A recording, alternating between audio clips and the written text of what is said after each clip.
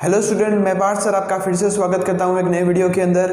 और आज हम स्टैंडर्ड 8 का मैथ सीखने वाले हैं, chapter 9 algebraic expression and identities.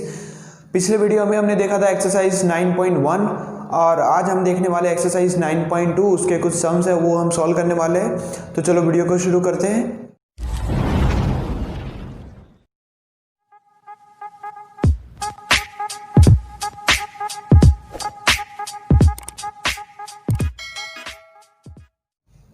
तो हमारा आज का पहला क्वेश्चन है, मल्टीप्लाई करना है हमें। Find the product of the following pairs of monomials. Monomials मैंने पिछले वीडियो में समझाया था कि जो सिंगल टर्म होते हैं उसे मोनोमियल्स कहा जाता है। हमने उसका एडिशन और सब्ट्रैक्शन पिछले वीडियो में देखा था और आज हम उसका मल्टीप्लिकेशन यानी कि उसका प्रोडक्ट ढूंढने वाले हैं। तो देखते हैं कैसे ढूंढना है।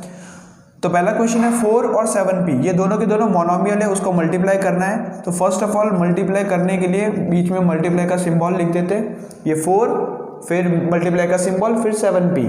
अब 4 और 7 ये दोनों कोएफिशिएंट है, न्यूमेरिकल कोएफिशिएंट।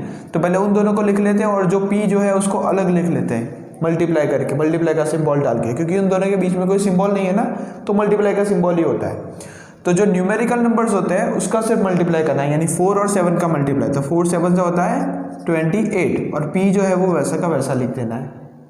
तो ये हो गया 4 और 7p का मल्टीप्लिकेशन। सेम वही तरीके से हमें नीचे वाले टर्म का भी करना है, -4p और 7p। तो -4p और 7p को पहले मल्टीप्लाई में लिख लेते हैं, फिर -4 मल्टीप्लाई p, फिर 7 मल्टीप्लाई p। अब 4 और 7 उन दोनों का मल्टीप्लाई करना है, यानी 4 7 से 28 और 4 के आगे जो माइनस है वो भी लिखना है, यानी -28। अब ये p और ये p जब भी दो सेम वेरिएबल हो और उनका मल्टीप्लाई करना है तो उनके पावर का एडिशन करना पड़ता है। यहाँ पे कोई पावर है लिखा नहीं है, लेकिन 1 तो होता ही है। तो इसका 1 पावर और इसका 1 पावर, तो दोनों मिला के हो जाता है 2, यानी कि p²। तो -4p और 7p का मल्टीप्लाई हो गया -28p²। अब तीसरा सम देखते हैं, -4p मल्टीप्लाई 7p³। तो यहाँ पे भी 4 7 से 28 और माइनस जो है वो वैसा का वैसा लिखेंगे, तो -28। अब p जो है वो 2 बार आ रहा है, ऑब्वियसली ये 1 पावर ये 1 पावर, तो हो गया p² और q जो है वो एक ही है, तो वैसा का वैसा लिख देते हैं। ये हो गया -28p²q। अब आगे बढ़ते हैं 4 और 3, ठीक है। पहले हम लिख लेते हैं 4p² मल्टीप्लाई -3p। अब 4 और 3 का मल्टीप्लाई करना है, 4 3 = 12, इसलिए लिखेंगे -12। फिर यहाँ पे p³ है और यहाँ पे p का 1 पावर है, ठीक है। तो p वेरिएबल सेम है, इसीलिए हम क्या करेंगे, पावर का एडिशन करेंगे। तो 3 + 1 3 + 1 4। तो ये हो गया हमारा आंसर -12p⁴। अब आखिरी क्वेश्चन देख लेते हैं। आखिरी क्वेश्चन है 4p मल्टीप्लाई 0। अब हम सब जानते हैं कि 0 के साथ कोई भी नंबर को मल्टीप्लाई करो आंसर 0 ही रहता है, तो इसीलिए हम यहाँ पे आंसर लिख देंगे सीधा 0। तो आइए देखते हैं क्वेश्चन नंबर 2। हमारा क्वेश्चन नंबर 2 है, find the areas of rectangles with the following pairs of monomials as their lengths and breadths respectively. यानी कि जितने भी क्वेश्चंस हमें दिए गए सारे क्वेश्चन में दो दो मोनोमियल्स लिखे होंगे, जिसमें पहला पॉलिनोमियल्स होगा वो रेक्टेंगल का लेंथ होगा और दूसरा जो मोनोमियल होगा वो रेक्टेंगल का ब्रेड्थ होगा। और हमें इन्हीं दोनों वैल्यूज की मदद से हमें रेक्टेंगल का एरिया फाइंड करना है। तो फर्स्ट ऑफ ऑल पहले हम लेंथ और ब्रेड्थ लिख लेते हैं, ठीक है। सबसे पहला हमारा लेंथ होगा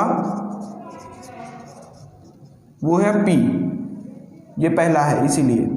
फिर दूसरा है ब्रेड्थ, वो होगा q, ठीक है। अब ये दोनों मेजरमेंट की मदद से हमें रेक्टेंगल का एरिया ढूंढना है। रेक्टेंगल का एरिया ढूंढने का फॉर्मूला लिख लेते हैं पहले। Area of rectangle is equal to length multiply breadth, यानी ये जो लेंथ है वो है हमारा p और जो ब्रेड्थ है वो है हमारा q। तो p और q का मल्टीप्लिकेशन, वो दोनों अलग अलग वेरिएबल है इसीलिए मल्टीप्लाई होगा नहीं, इसीलिए हम सीधा p q लिख देते हैं। और जब जैसे कि हम यहाँ पे एरिया ढूंढ रहे हैं तो एरिया का जो यूनिट होता है वो स्क्वायर होता है, ठीक है। लेकिन यहाँ पे कोई मीटर या सेंटीमीटर नहीं लिखा हुआ है, इसीलिए हम नॉर्मल लिख देते हैं स्क्वायर यूनिट।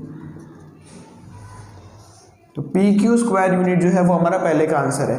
अब यही तरीका फॉलो करना है हमें बाकी सारे सम के लिए, लेकिन हर बार मैं ये दो चीज़ें जो है वो नहीं लिखने वाला, लेंथ ऑफ ब्रेड्थ और area of rectangle length multiply breadth, ये आपको हर एक सम के अंदर लिखना ही है। मैं अभी सिर्फ मल्टीप्लाई लिख रहा हूँ यहाँ पे। 10m उसको मल्टीप्लाई करना है 5n के साथ, ठीक है। तो हम पहले कोएफिशिएंट का मल्टीप्लाई कर लेते हैं, यानी कि 10 multiply m multiply 5 multiply n। तो 10 और 5 का मल्टीप्लाई हो जाएगा 50 और m और n उन दोनों का मल्टीप्लाई नहीं हो सकता, इसीलिए mn वैसा का वैसा लिख दिया। आगे बढ़ जाते हैं थर्ड नंबर के क्वेश्चन के ऊपर। 20x square multiply 5y square. तो 20 multiply x square multiply 5 multiply y square. 20 और 5 का मल्टीप्लाई हो जाएगा 100, फिर एक्स स्क्वायर और वाई स्क्वायर, इन दोनों का मल्टीप्लाई नहीं हो सकता, इसीलिए सीधा वैसा का वैसा लिख दिया। अब आगे बढ़ जाते हैं। 4x multiply 3x square. 4 multiply x multiply 3 multiply x square. 4 और 3 का मल्टीप्लाई हो जाएगा 12, और ये x का पावर 1 है यहाँ पे, और यहाँ पे x का पावर 2 है, तो 1 + 2 3, यानी कि x क्यूब हो जाएगा। आगे बढ़ जाते हैं। 3mn multiply 4np। अब यहाँ पे 3 multiply m multiply n multiply 4 multiply n multiply p, numbers का मल्टीप्लाई यानी 3 और 4 का, यानी वो हो जाएगा 12। अब यहाँ पे m, दूसरा कोई m है नहीं, इसीलिए हम वैसा का वैसा लिख देते हैं m। n यहाँ पे 2 बार आ रहा है, यानी इसका पावर 1 इसका पावर 1, तो हो जाएगा n स्क्वायर, और यहाँ पे आ जाएगा p। तो ये जितने भी आंसर्स हमने यहाँ पे लिखे हैं, 50mn, 100x square y square, 12x cube, 12mn square p, ये सारे के सारे स्क्वायर यूनिट है, यानी कि जो भी ये सारे दो मेजरमेंट है, सारे मेजरमेंट वो एक रेक्टेंगल के लेंथ और ब्रेड्थ के हिसाब से दिए गए हैं, तो उसके पीछे हमें लिखना है स्क्वायर यूनिट। जितने भी मेजरमेंट है सबके पीछे जो भी यूनिट होता है वो आपको लिखना जरूरी है। तो मैं यहाँ पे यूनिट्स लिख लेता हूँ, स्क्वायर यूनिट, ठीक है। तो ये सारे रेक्टेंगल्स के एरियाज है, ठीक है। अगर ये मेजरमेंट होगा तो उसका ये एरिया निकलेगा। तो ये मोनोमियल्स के मल्टीप्लाई के थ्रू हमने सीखा है। तो आगे का क्वेश्चन देखते हैं हम। तो चलिए आगे देखते हैं। हमारा आगे का क्वेश्चन है question number 3, complete the table of products. यानी कि यहाँ पे दो तरह के मोनोमियल दिए गए हैं। पहला मोनोमियल है वो यहाँ पे फर्स्ट जो मोनोमियल है वो ऊपर लिखा हुआ है, ये आगे की रो के अंदर, और ये कॉलम के अंदर दूसरे मोनोमियल्स लिखे हुए हैं। यानी कि ये वाले मोनोमियल का मल्टीप्लाई ये वाले मोनोमियल के साथ करके ये वाले जगह पे लिखना है, यानी पूरा टेबल ऐसे ही हमें कंप्लीट करना है। तो चलिए शुरू करते हैं। 2x का मल्टीप्लाई 2x के साथ, यानी कि 2 और 2 का मल्टीप्लाई हो गया 4, और x और x का मल्टीप्लाई हो गया x स्क्वायर। फिर 2x का मल्टीप्लाई -5y के साथ, तो 2 और -5 का मल्टीप्लाई हो गया -10, और x और y का मल्टीप्लाई हो गया xy। फिर 2x और 3x स्क्वायर का मल्टीप्लिकेशन, 2 और 3 का मल्टीप्लाई x का पावर 1 है और यहाँ पे x का पावर 2 है, तो वो हो जाएगा x क्यूब। 2x का -4xy के साथ, तो 2 4 जा 8, और x और x 2 बार आ रहा है, इसीलिए x स्क्वायर, और y वैसा का वैसा। 2x का मल्टीप्लाई 7x स्क्वायर y के साथ, तो 7 2 जा 14, फिर x स्क्वायर और ये x, यानी कि x क्यूब, और यहाँ पे आ जाएगा y। 2x का multiply -9x square y square के साथ, तो 2 9 जा 18, यानी कि -18, फिर ये वाला x और ये वाला x स्क्वायर, वो हो जाएगा x क्यूब, और y स्क्वायर जो है वो वैसा का वैसा। तो जैसा हमने पहली रो में मल्टीप्लाई किया ना, वैसे सारी रो में हमें इसी तरीके से मल्टीप्लाई करते हुए जाना है। तो चलो कंटिन्यू करते हैं। -5y और 2x, तो हो जाएगा -10xy, -5y और -5y, तो माइनस माइनस प्लस हो जाएगा, ये भी माइनस है ये भी माइनस है, तो प्लस 5 5 जा 25, और y मल्टीप्लाई y यानी y स्क्वायर। -5y का 3x स्क्वायर के साथ, तो -15x स्क्वायर y, -5y का -4xy के साथ, ये भी माइनस, तो माइनस माइनस प्लस हो जाएगा, 5 4 जा 20, x वैसा का वैसा, और ये y और ये y दोनों मिला के हो जाएगा y स्क्वायर। ये -5 ये 7, तो -35, 5 7 जा 35, फिर x स्क्वायर वैसा का वैसा रहेगा, और यहाँ का y और यहाँ का y मिला के हो जाएगा y स्क्वायर। ये -5y और यहाँ पे -9x स्क्वायर y स्क्वायर, तो माइनस माइनस दोनों प्लस हो जाएगा, 5 9 जा 45, फिर ये एक्स स्क्वायर वैसा का वैसा रहेगा, और ये वाई स्क्वायर है और यहाँ पे वाई है, इसीलिए हो जाएगा वाई क्यूब, तो हम लिख देते हैं वाई क्यूब। चलो तीसरे नंबर का रो देख लेते हैं। 3x स्क्वायर और 2, तो 3 2 6 एक्स क्यूब, 3 5 जा 15 एक्स स्क्वायर वाई, 3 3 जा 9 एक्स रेज टू 4, 3 4 जा 12 यानी -12 एक्स क्यूब वाई, 3 7 जा 21 फिर एक्स रेज टू 4 वाई, 3 9 जा 27 फिर यहाँ पे स्क्वायर यहाँ पे भी स्क्वायर, तो एक्स रेज टू 4 और वाई स्क्वायर। आगे बढ़ जाते हैं, -4xy का 2x के साथ, तो 4 2 जा 8 एक्स स्क्वायर वाई, ये माइनस माइनस प्लस हो जाएगा, 4 5 जा 20 फिर x वैसा का वैसा और यहाँ पे आएगा वाई स्क्वायर, 4 3 जा 12 यानी -12, ये x और ये एक्स स्क्वायर यानी एक्स क्यूब हो जाएगा, और ये y वैसा का वैसा, 4xy माइनस माइनस प्लस हो जाएगा, 16 फिर एक्स स्क्वायर वाई स्क्वायर, फिर -4xy का 7x स्क्वायर वाई के साथ यानी -4 और 7 का मल्टीप्लाई -28, फिर ये x और ये एक्स स्क्वायर यानी एक्स क्यूब हो जाएगा, फिर दोनों में y आता है इसीलिए वाई स्क्वायर हो जाएगा। अब ये माइनस प्लस हो जाएगा, 4 9 जा 36, ये x आ रहा है, यहाँ पे भी x स्क्वायर आ रहा है, एक्स क्यूब, यहाँ पे y यहाँ पे वाई स्क्वायर यानी वाई क्यूब।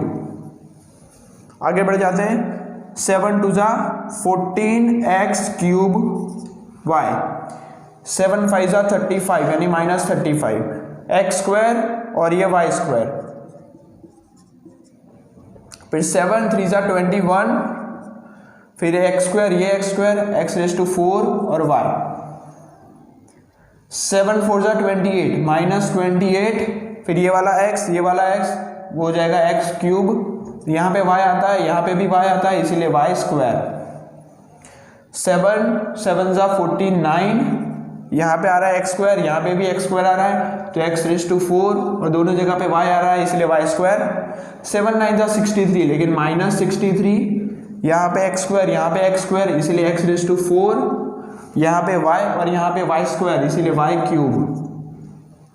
लास्ट वाला -9 और 2 यानी -18 एक्स स्क्वायर और x यानी एक्स क्यूब वाई स्क्वायर वैसा का वैसा, -9 और -5 45 प्लस हो जाएगा माइनस माइनस, फिर ये एक्स स्क्वायर वैसा का वैसा, यहाँ पे वाई स्क्वायर और यहाँ पे सिर्फ y है इसीलिए वाई क्यूब, -9 और 3 -27 ये एक्स स्क्वायर और ये x square x raise to 4 हो जाएगा और ये वाई स्क्वायर वैसा का वैसा, -9 और -4 +36 माइनस माइनस प्लस हो जाएगा इसीलिए ये एक्स स्क्वायर और ये एक्स क्यूब हो जाएगा, ये वाई स्क्वायर और ये वाई क्यूब हो जाएगा, ये -9 और 7 -63 क्योंकि यहाँ पे माइनस है ना इसीलिए, तो -63 ये एक्स स्क्वायर और ये एक्स स्क्वायर हो जाएगा एक्स रेज टू 4, ये वाई स्क्वायर ये वाई हो जाएगा वाई क्यूब, -9 और -9 81 हो जाएगा लेकिन प्लस ये एक्स स्क्वायर वाई स्क्वायर यहाँ पे भी एक्स स्क्वायर वाई स्क्वायर, तो यहाँ हो जाएगा एक्स रेज टू 4 और वाई रेज टू 4। तो इस तरीके से पूरा टेबल हमने कंप्लीट कर लिया है। अगर आप आंसर लिखना चाहो तो आप वीडियो को पॉज करके आप अपना आंसर लिख सकते हो नोटबुक के अंदर। तो चलिए आगे के क्वेश्चन की ओर बढ़ते हैं। हमारा क्वेश्चन नंबर 4 है, obtain the volume of rectangular boxes with the following lengths breadths and height respectively. मतलब क्वेश्चन में टोटल हमें 3 मोनोमियल्स दिए, 4 क्वेश्चन है हमारे पास, हर एक में 3 मोनोमियल्स दिए गए, उसमें पहला वाला लेंथ है, दूसरा ब्रेड्थ और तीसरा हाइट, और ये मेजरमेंट की मदद से हमें रेक्टेंगुलर बॉक्सेस का वॉल्यूम ढूंढना है। और वॉल्यूम ढूंढने के लिए हमें वॉल्यूम का जो फॉर्मूला है वो पता होना चाहिए। तो सबसे पहले हम क्या करते हैं, इसके लेंथ ब्रेड्थ और हाइट को पहले लिख लेते हैं।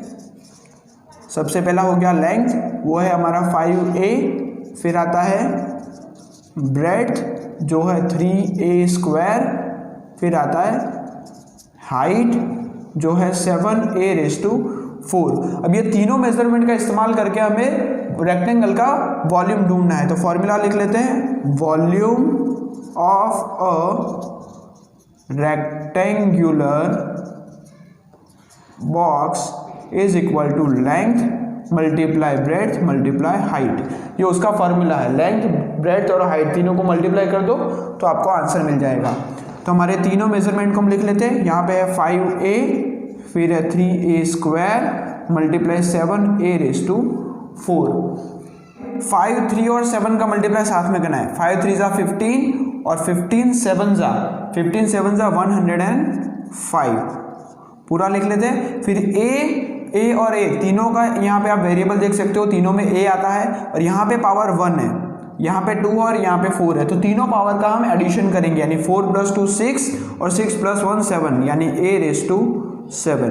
तो जब भी आप वॉल्यूम ढूंढते हो तो पीछे आपको यूनिट क्या लिखना होता है, क्यूबिक यूनिट। यूनिट की जगह पे अगर मीटर या सेंटीमीटर दिया होता है आप मीटर या सेंटीमीटर पे लिख सकते हो। अब आगे की क्वेश्चन की ओर बढ़ जाते हैं। ये फॉर्मूला और ये जो डिटेल्स है वो आपको हर एक क्वेश्चन के अंदर लिखनी है। मैं यहाँ पे लिख नहीं रहा हूँ, मैं अभी सिर्फ मल्टीप्लाई कर रहा हूँ। यहाँ पे 2p × 4q × 8r, ठीक है। 2 4 8 और 8 8 64। अब p, q और r तीनों वेरिएबल अलग अलग है, इसीलिए हम कोई मल्टीप्लिकेशन नहीं करेंगे, सीधा आंसर लिखेंगे क्यूबिक यूनिट।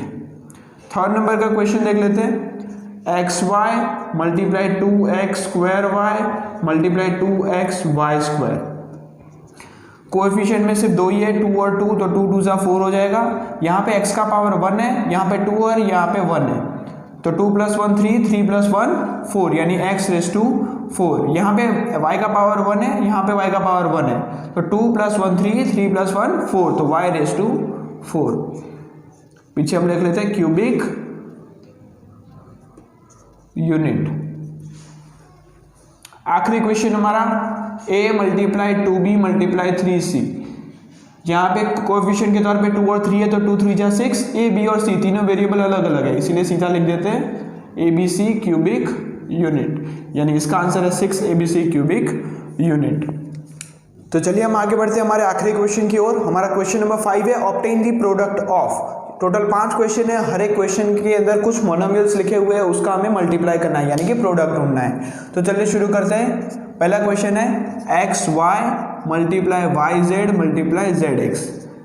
तो सेम वेरिएबल हमें ढूंढना है। पहले तो ये रहा x और यहाँ पे दूसरी बार x आ रहा है, दोनों के पावर 1 है, इसीलिए हम 1 + 1 2 कर देते हैं। यहाँ पे y और यहाँ पे भी y 2 बार आ रहा है, y का स्क्वायर। z भी यहाँ पे आप देख सकते हो 2 बार आ रहा है, इसीलिए z²। तो ये हो गया हमारा आंसर। आगे बढ़ जाते हैं।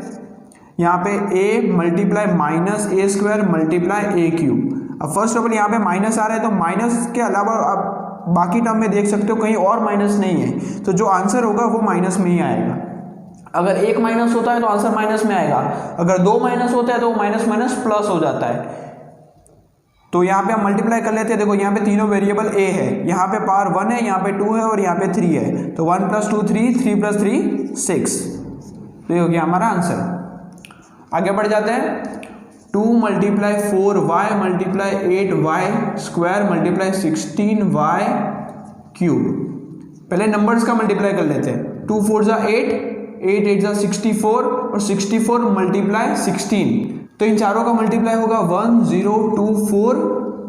फिर y का पावर यहाँ पे 1 है, यहाँ पे 2 है और यहाँ पे 3 है, तीनों पावर का एडिशन करेंगे। 3 + 2 5, 5 + 1 6। आगे बढ़ जाते हैं। a × 2b × 3c × 6abc। Numbers का मल्टीप्लाई करते हैं। 2 3 = 6, 6 6 = 36। अब यहाँ पे a देखो, यहाँ पे a एक बार आ रहा है और यहाँ पे एक दूसरी बार आ रहा है, तो हो गया a²। यहाँ पे b एक बार आ रहा है और यह दूसरी बार आ रहा है, ये हो गया b²। c एक बार आ रहा है, दूसरी बार आ रहा है, ये हो गया c²। ठीक है, क्योंकि सबके ऊपर पावर 1 था, इसीलिए मैंने काउंट कर लिया कि कितनी बार आ रहा है, इसीलिए मैंने वो जितनी बार आ रहा था उतनी बार पावर में लिख दिया। आगे बढ़ जाते हैं। m × -mn × mnp। अब m देखो यहाँ पे कितनी बार आ रहा है, 1 2 3, 3 बार आ रहा है, इसलिए m³। अब यहाँ पे माइनस है, इसलिए आंसर माइनस में आएगा। अगर दूसरा माइनस होता तो आंसर प्लस हो जाता। अब आगे बढ़ जाते हैं। यहाँ पे n जो है 2 बार आ रहा है, इसलिए हम लिख लेते हैं स्क्वायर, और p जो है वो एक ही बार आ रहा है, इसलिए p। तो यहाँ पे हमारा एक्सरसाइज 9.2 खत्म होता है। वीडियो को ध्यान से देखने के लिए धन्यवाद। इसके आगे की एक्सरसाइज हम आगे के वीडियो में सॉल्व करेंगे, तो मिलते हैं अगले वीडियो में।